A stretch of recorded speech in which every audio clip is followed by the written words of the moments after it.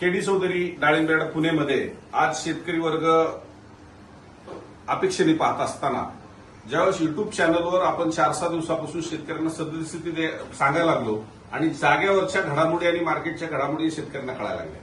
मी मुळेंची जागेवरच डाळिंबेडमध्येच मुलाखत घेतली, परंतु खऱ्या अर्थानं आता पट्टी त्यांच्या हातामध्ये पडली.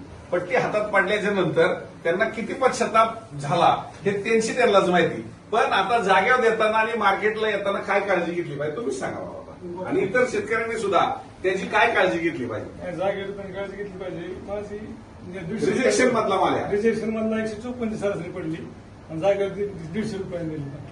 रिजेक्शन सोडून रिजेक्शन एक नंबर राहिलेला माल आणला त्याची 154 सरासरी पडली. मोठा सेल का माल 150 रुपये दिली.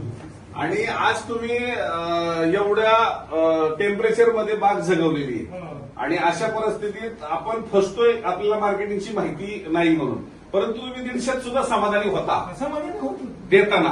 परंतु आता तुम्हाला मार्केटला आल्यानंतर वाटतं अरे आपण फसलो. परंतु इथं आलं वाटतं ना. परंतु मी नेहमी सांगतो की माझ्याकडे माल आणू नका. मी तर नेहमी सांगतो पहिल्यांदा मोकळं या. आणि हे जे आज इथं सांगितलं आता 200 रुपये किलो माल तो गेला असता, असा माल 150 रुपयात दिला आणि तो बी शेलका नेला. तर ही परिस्थिती आज मुळेची आहे. आणि तुम्ही इथं किती वर्षापासून येतं माझ्याकडे नाव सांगा. 2014 सालापासून येत आहे. आता पेमेंटच्या बाबतीत लोकांच्या मनात जरा भीती होती. आता पेमेंट सुद्धा तुम्हाला 3 दिवसामध्ये मी पेमेंट चालू केलेलं आहे आणि फोन करून विचारतोय की बाबा पेमेंट तुम्हाला मिळालेलं आहे का. तर आता 2014 ते आतापर्यंतचा काळ तुम्हाला दुसरीकडे जाऊशी वाटलं का किंवा गेलता का, अनुभव घेतला का. गेलो बी नाही आणि पेमेंटचं आतापर्यंत आपलं कधी हे बी झालं नाही. अडचण पण आली नाही. एखादी कुठेतरी अडचण आली तर त्याचा दंडोरा पिठोरी संख्या जास्त आहे. आज 2014 ते 2026 माल आला की डायरेक्ट गाडी तोडली हिथं हजर. बाकी बघतच नाही कुठं रेट काय चाललाय, काय कोण मागतोय, व्यापारी सुद्धा बोलत नाही ते. तुमच्यावर आमचा विश्वासच तेवढा आहे, आम्हाला दुसरीकडे जायची गरजच नाही. आम्ही एकदाच गटलो चौकशी करायची गरज नाही, जायची गरज. रिजेक्शनचा माल 76 रुपये गेला आणि जागेवर 73 ने दिलता पहिल्याच वर्षी. मग ह्यांच्यासारखीच परिस्थिती झाली. तेव्हापासून कधीच नाही. रिजेक्शनचा माल 154 गेला आणि जाग्यावर 150 दिला.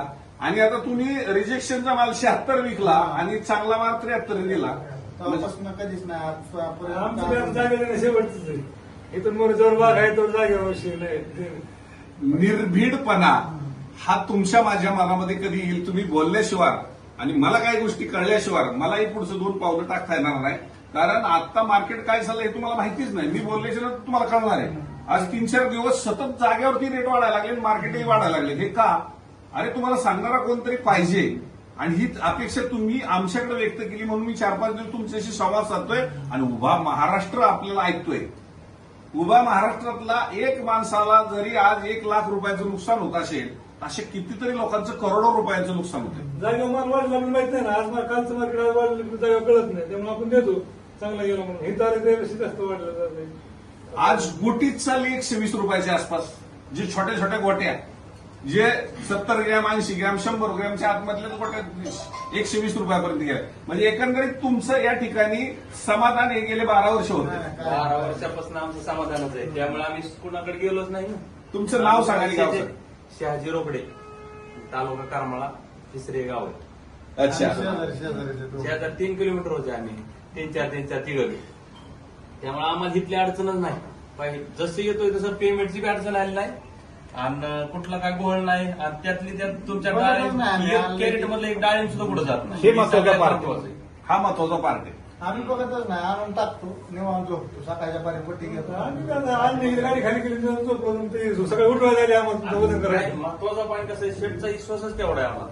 10 वर्ष झाला आम्हाला कुठलीच अडचण आली नाही. त्यामुळे आम्ही कोणाचं मार्केट बघायला नको आणि बाजार का चाललाय आला माल डायरेक्ट गाडी घेऊन येईल. ही वस्तुस्थिती. आणि जेव्हा शेतकरी बोलतो त्यावेळेस मी कुठेतरी कॅबिनमध्ये घेऊन जर एखाद्याला बोललो असतो तो पार्ट वेगळा आहे. पण हे त्याचे अनुभव 12 वर्षाचे जर शेतकरी बोलत असेल तर जाता येता कुठेतरी ऍक्सिडेंट झाला म्हणून रस्ता बंद होत नसतो. आणि म्हणून छोट्या मोठ्या काही कंप्लेंटी मधल्या काळात ज्या झाल्या आणि गाडीवाल्यांनी त्याला मोठं स्वरूप दिलं आणि कमिशन आम्ही देत नाहीये, हा माझा वाईटपणा म्हणा, पण मी चांगलेपणा करणार माझ्या शेतकऱ्यासाठी. धन्यवाद.